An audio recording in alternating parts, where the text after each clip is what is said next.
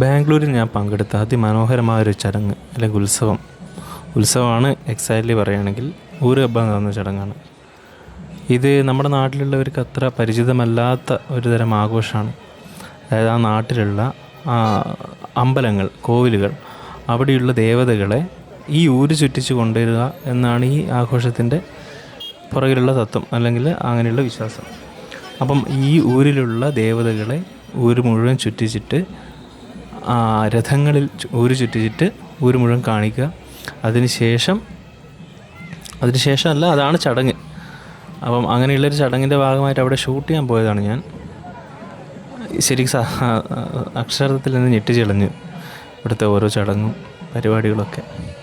ചടങ്ങ് അമ്പലത്തിനുള്ളിൽ നടക്കുന്ന ചടങ്ങുകളുണ്ട്, പക്ഷേ പ്രധാനമായിട്ടും ഈ രഥത്തിൽ ദേവതകളെ എഴുന്നള്ളിക്കുന്ന ചടങ്ങാണ് ഏറ്റവും പ്രധാനപ്പെട്ടത്. ഇത് രാത്രി 2-3 ദിവസം നീണ്ടു നിൽക്കുന്ന പരിപാടിയാണ്. അതിൻ്റെ ലാസ്റ്റ് ദിവസത്തെ മെയിനായിട്ടുള്ള പ്രോഗ്രാമാണിത്.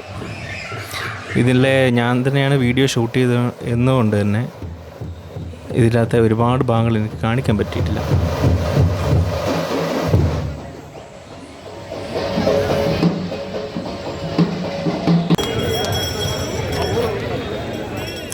പ്രധാന ദേവതകൾ നിൽക്കുന്ന ഒരു അമ്പലം, അവിടെയായിരുന്നു എനിക്ക് ഷൂട്ടുണ്ടായിരുന്നത്.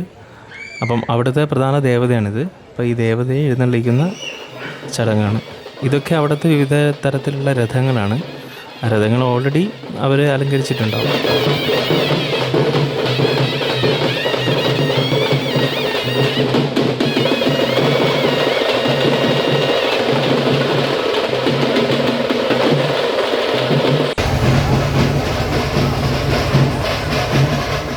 കാർമ്മികത്വം വഹിക്കുന്ന വിവിധ ആളുകൾ നടത്തുന്നതുകൊണ്ട് തന്നെ ഓരോ രഥവും ഒന്നിനൊന്ന് വ്യത്യസ്തമായിരിക്കും.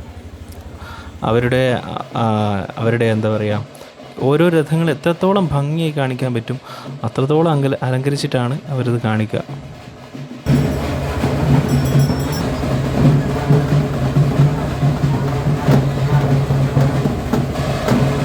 ഇതൊരു സ്റ്റാറ്റസിൻ്റെ ഭാഗം കൂടിയാണിത്. അങ്ങനെയാണ് എനിക്ക് മനസ്സിലായത് അവിടെ ഷൂട്ട് ചെയ്തപ്പോൾ. ഒരു സ്റ്റാറ്റസിൻ്റെ ഭാഗം കൂടിയാണ്. ഓരോ ഏരിയയിലുള്ള അമ്പലങ്ങളായിരിക്കുമല്ലോ, അപ്പോൾ ഒരു മത്സര ചിന്ത മനസ്സിലുണ്ടാവും.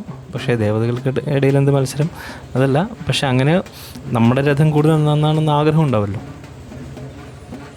ഈ അമ്പലത്തിൻ്റെ അവിടെ നിന്നാണ് ഇത് സ്റ്റാർട്ടിങ് പോയിൻ്റ്. ഈ അമ്പലത്തിൻ്റെ മുമ്പിൽ കൂടിയാണ് ഓരോ രഥവും കടന്നു പോകുന്നത്. ഓരോ രഥവും പുറകിൽ ഓൾറെഡി പാർക്ക് ചെയ്തിട്ടുണ്ടാവും. ആ പാർക്ക് ചെയ്ത രഥങ്ങളാണ് പോവുക.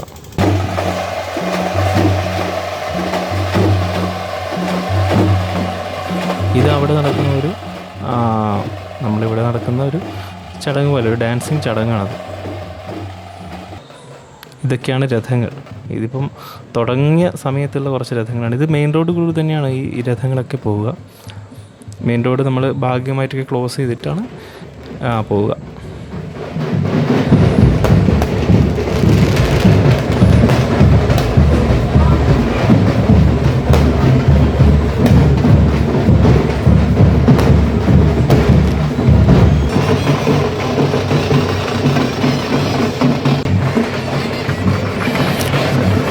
ഓരോ രഥത്തിൻ്റെ മുൻപിലും ഓരോരോ വാദ്യമേളങ്ങളൊക്കെ ഉണ്ടാവും. വാദ്യമേളങ്ങളുണ്ട്, ഇതിനകത്ത് തന്നെ നൃത്തം നടക്കുന്നുണ്ട്. ഞാൻ പറഞ്ഞല്ലോ, ഞാൻ തന്നെയായിരുന്നു ഇതിൻ്റെ വീഡിയോ ഷൂട്ട് ചെയ്തുകൊണ്ട് തന്നെ എനിക്ക് എൻ്റെ ഫോണിലും എടുക്കാൻ പറ്റുന്ന അവസരം എല്ലായ്പ്പോഴും കിട്ടിയിരുന്നില്ല.